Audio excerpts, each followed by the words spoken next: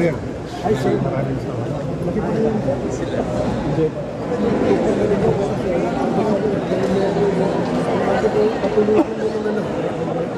Nasaan si Misha?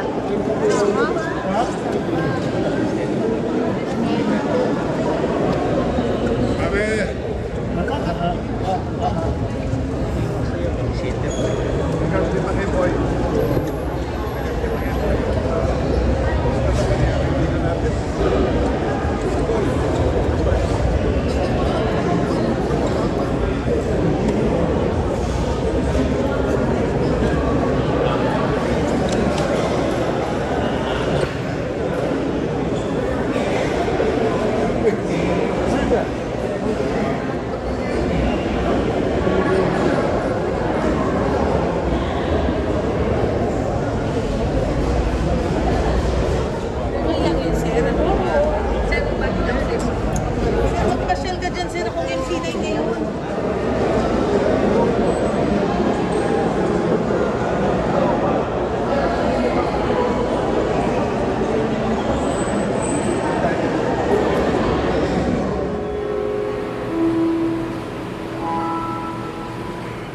I am a good friend of Kevin Cesar. We were together. I didn't, by the way, I didn't prepare anything. I want probably give my eulogy from my heart. So we were together in 1981. We come from the same home, and I saw him here. Somebody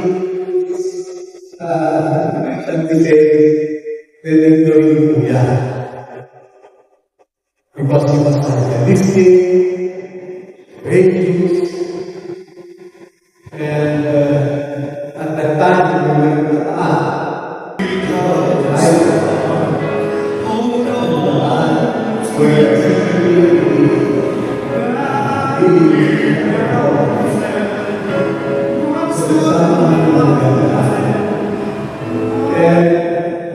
one time, nakahuli kami ng mga sigarilyo. And inaarego kami. Sabi niya, again, huwag tayo pumayag. Hindi naman talaga tayo sa kapayag na pamimitigan natin. Dalpas ang lahat. Sabi niya, kalaman, magkano na, i-resolve sa natin this time. Pastor, and celebration. Divine orders. He is a man of conscience, man of opinion. I hope my memoir. But I have to ask them, Sir, bakit hindi ko yung sinunod yung orders na? Sabi niya, Jeff, di ko pwede naman tayo. Ayaw natin naman tayo. So he was probably one of the unsung heroes of EDSA 1. So, maraming nagkikilig niya na I get a message in the fact that he disobeyed the order, he disregarded the orders of the final word of God. Yan, success.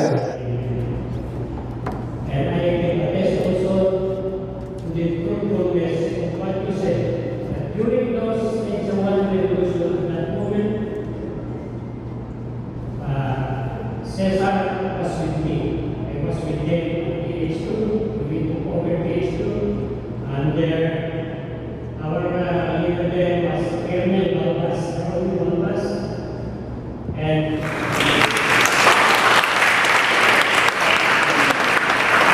buhay ka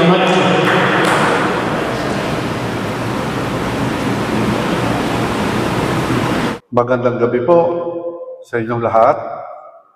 Sa ngalan ng RAM, Revolusyonaryo Alyansang Makabansa, kami po ay nakikidalamhati at nakikiramay sa mahal na pamilya ng aming yumaong kasama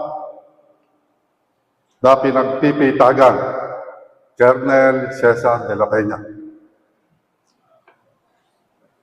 Si Colonel de la Peña ay isa sa pinakatapat, pinakamatapang at minamahal na kasapi at leader ng RAM. Malaki ang sakripisyo at buwis ng buhay nila ng mga kasama niya sa Philippine Marines noong 1989. Katunayan, isa rito si Colonel Ariel Kerubin. Ayan, andyan si Ariel. Sa gitna ng mga debate, dahil sa mga pinaglaban ng mga reforma ng RAM, sa mga nangyaring coup d'etat na kasama na sa kasaysayan ng ating bansa, ang mga sumunod na mga gobyerno ng ating bansa ay nag-ingat na dahil pwede palang palitan ng taong bayan kung mayroong matitinding pang-aabuso laban sa sambayan ng Pilipino. Una kong lamangha kay Major de la Peña nung katatapos ang sagupaan sa Camp Aguinaldo noong December 3, 1989. Sa isang radio interview, tinanong siya ng isang reporter, ano ang masasabi nyo at kayo at ang inyong mga tropa ay sumuko na?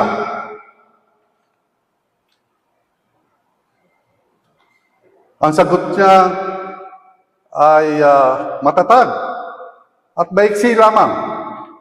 Ang sabi niya, we just lost a good battle.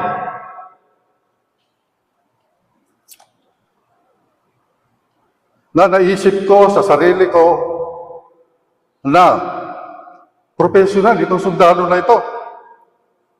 At totoong warrior. Doon ako unang bumilib sa kanya. Di naglaon, nag-evolve na ang RAM sa isang people's organization sa pamumuno ni Commodore Kalahati at lumaon ay si General Danilim. At dala nito ang lakas ng political will. Pansamantala, patuloy ang pagiging matapat at suporta ni Colonel de la Peña sa samahan hanggang sa huling sandali. Katunayan, kasama namin siya ni Senator Ronasan at ng Board of Trustees ng RAM sa pag-unify ng RAM simula noong 2023 hanggang nitong katatapos na eleksyon ng 2025. Madalas kaming nagkikita ni Cesar at ng mga mista niya. Andiyan si General Diaz sa bahay nila ni Ma'am Ems at sa Starbucks na malapit sa kanila. Malaking dagok at epekto sa amin, sa RAM, ang pagpanaw ni Colonel de la Peña. Mawawalan kami ng isang matibay na haligi ng paninindigan at lakas ng loob, tibay ng dibdib sa aming mga hanay. Lalo, sanang kailangan siya ng aming samahan at ng ating bansa ngayon na nababalot tayo sa matinding kaguluhan ng korupsyon. Kaya, Cesar, pari ko, yan ang tawagan natin, paalam. At nangangako kami sa iyo at 10 ng ating mga kasama sa RAM na itutuloy namin ang laban para sa ating bayan. Alam ko na yan ang nasa loobin mo. Yan ang pirmi mong sinasabi. Kaya, pare ko, para sa bansa, mabuhay ka at mabuhay ang Pilipinas. Salamat.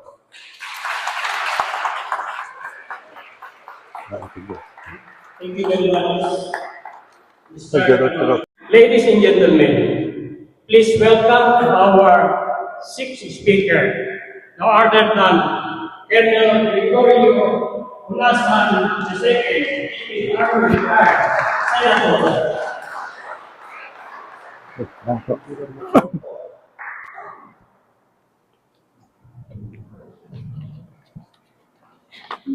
Magandang gabi po sa inyong lahat. Ems, Mark, Candice, Francis, Cassie, Bernard, Kane, Giselle. Yung mga nagmamahal at minamahal ni Cesar. Renato, Rosalia, Corazon, Eduardo. Brothers in arms, the few, the proud, the Marines, mga kababayang Pilipino. Let me bring my heart rate back to normal by sharing with you some reflections on my way here. Pagdating ko kanina rito, pinanonood ko, tinitingnan ko yung mga nanditong mga personalities at bigla akong tinamaan ng kaba. Dahil kung wala si Cesar dito para magbigay sa atin ng dahilan kung bakit magtipon-tipon, maniwala kayo, bukas kasama tayo sa intelligence report. Dahil baka isipin nila kung ano ang dahilan kung bakit na naman tayo mini-reunion. Let me also greet, Manong Greg, Ariel, Rudy, Diaz, Sunny, Rick, Boy Camacho, and all of Cesar's friends. I decided to share with you some excerpts of my conversations with Cesar over almost 40 years of friendship. I met him in 1987. Pinakilala sa akin ni Colonel Romelino Goho, who is my uncle. So sabi ko kay Cesar, I'm happy to meet you. And as we have been saying, whether you like it or not, wherever you are, because the primary virtue of a professional soldier is obedience. Kung saan ka i-assign, doon ka. So, if you are professional, you do your job well, insulating yourself from the partisan politics we are now witnessing. You love your country, you love your family, you love the service, you love the Marines. Whether you like it or not, you are a member of the reform movement. So, that is how our conversations went. Now, mention was made of the RAM, no? Reform the Armed Forces Movement. Sabi namin, the RAM was formed because the Commander-in-Chief, the father of our President now, had health issues. May karamdaman pala. Kukunti ang nakakaalam. When the highest official in the land has health issues, his ability to process even complete, accurate, and timely information is impaired. Yun ang kwentuhan namin ni Cesar. So the RAM was formed not against any administration, no, but it was formed for reforms, for change. Alam ito ni Nasani, ni na Jun Esperon, no? Members of the distinguished class of 1974. By the way, ito sidelight. Nandun ako sa likod, dinaanan ako ni Danny Abenoa. Sabi niya, Sir, ba't hindi ka maupo dun sa katabi ng mga inabot mo sa PMA? Sabi ko, Danny, at my age, I want to sit comfortably. Itabi mo ako dun sa klase ninyo, di na squat ako until my turn to speak. But anyway, so, going back to the RAM.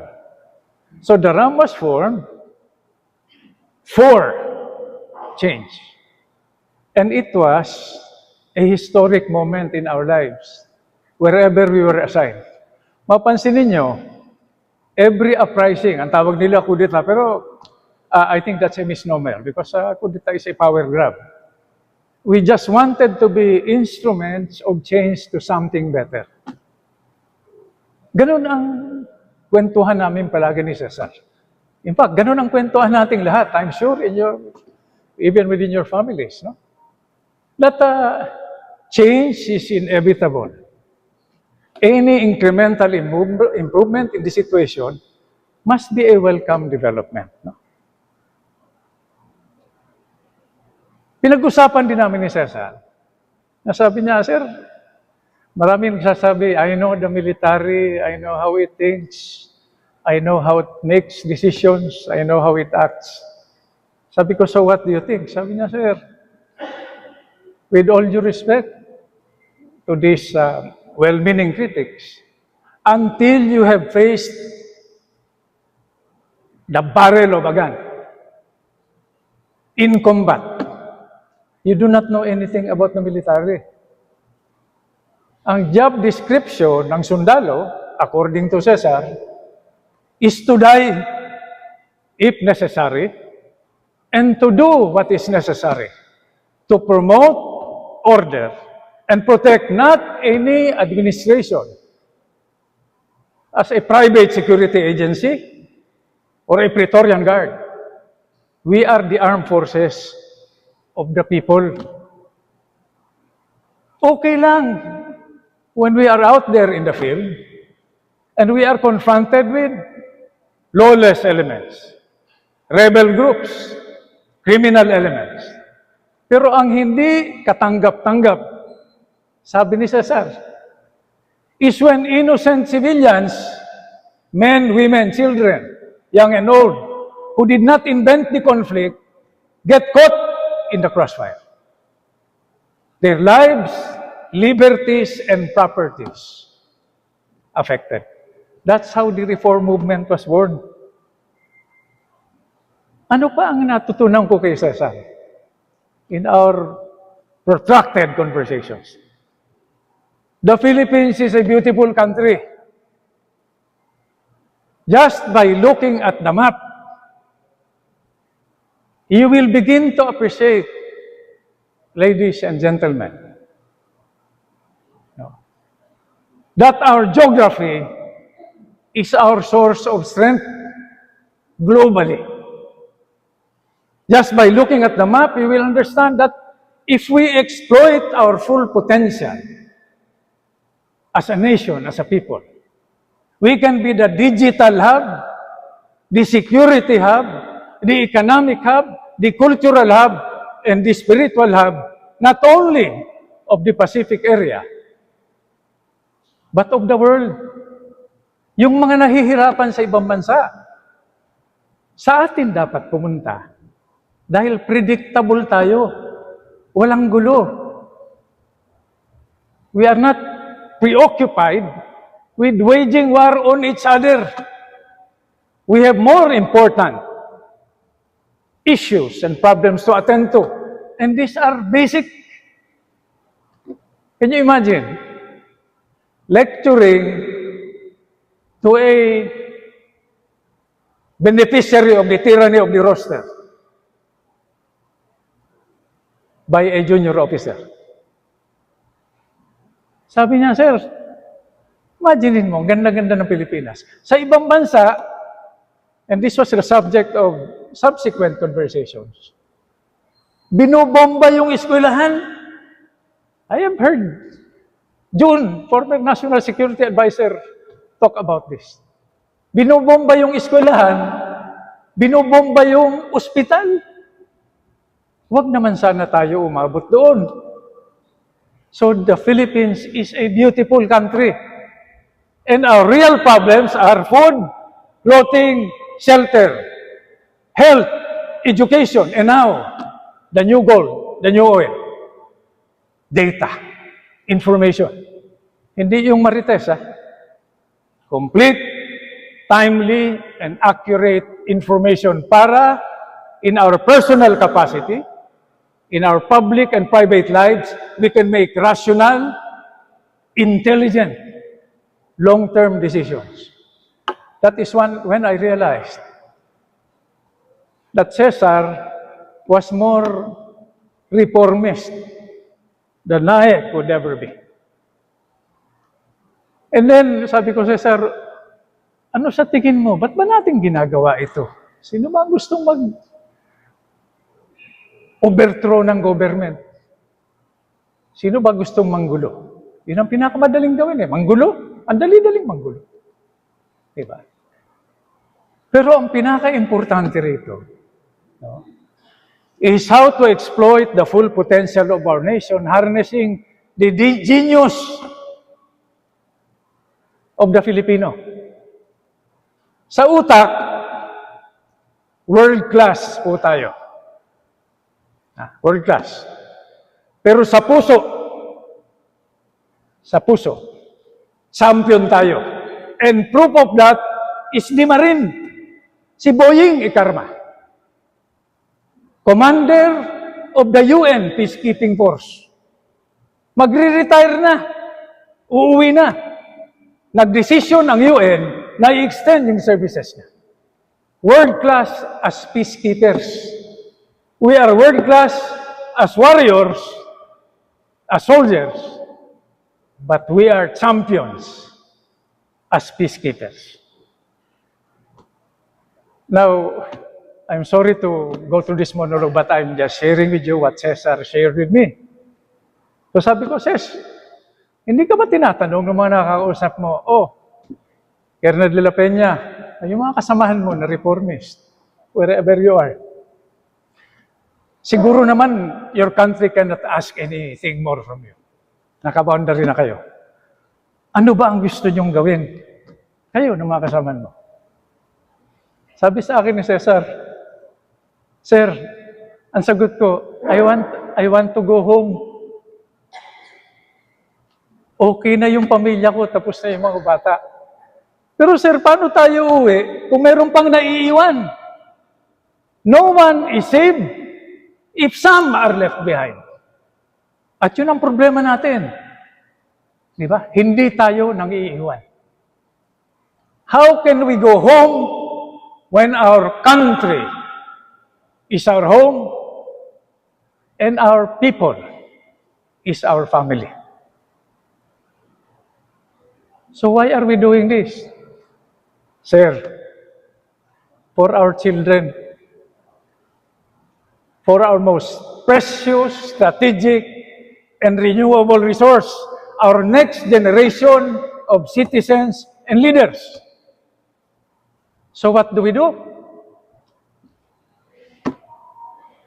A prescription, again, from the simple soldier who just wanted to do his duty.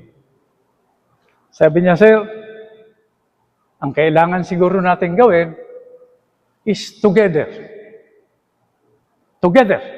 If we hold on together, under one flag,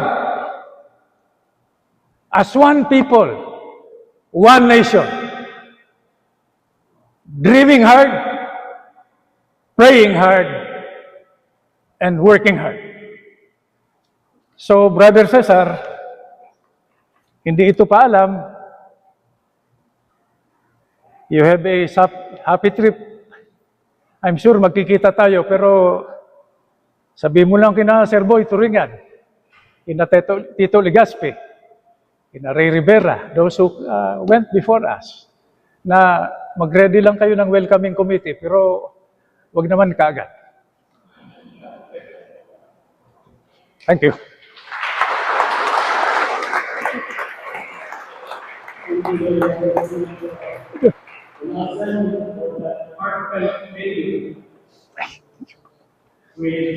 Laptop. Ay, thank you. Thank you. Our leaders Thank you. distributes remind us Ay, sige. in many ways. Cesar, Colonel Cesar de la Peña, ang Ako po yung kumakanta.